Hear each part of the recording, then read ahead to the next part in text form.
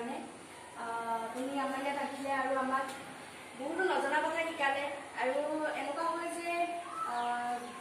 matric pass কৰাৰ পিছত ল'ৰা ছোৱালীবোৰে ছায়েন্স ল'ম নে আৰ্টছ ল'ম নে বহুত কনফিউজন থাকে আপুনি এতিয়া যিখিনি কথা ক'লে সেইখিনিতো আমি বহুত বুজিব পাৰিলোঁ আৰু এনেকুৱা হয় 12 পাছ কৰাৰ পিছত মানে বহুতে ভাবে যে মেডিকেল আৰু ইঞ্জিনিয়াৰিঙে আছে আৰু বেলেগ নাই আৰু বহুতো লাইন আছে আপুনি আমাক সেইবোৰ ক'লে ভাল লাগিছে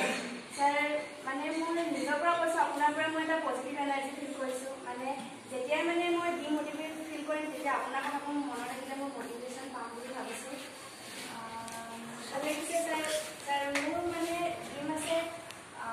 এখন ভাল IIT যোৱা কাৰণে আপুনি আজি IIT কথা ইমানকৈ কৈছে মানে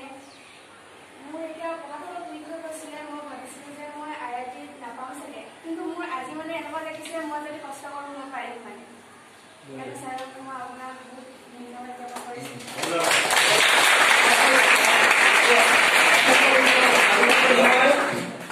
আটাইতকৈ ইম্পৰ্টেণ্ট কথা হ'ল যে তাই পঢ়াটো উইক হৈ গৈছে সেই কথা ৰিয়েলাইজ কৰিছে ডেট ইজ এনাফ সেইটো বহুত বেমাৰটো গম পাইছে ট্ৰিটমেণ্ট কৰিব লাগে